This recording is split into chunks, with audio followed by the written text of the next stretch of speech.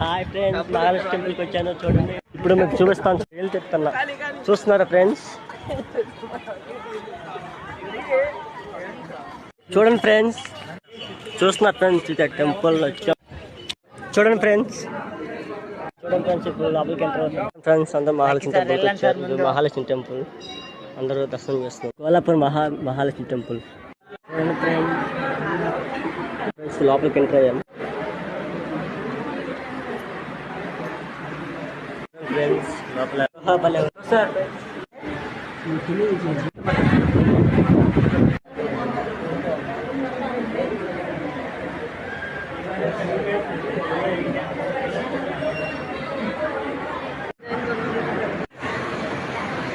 Friends సూపర్గా ఉంది.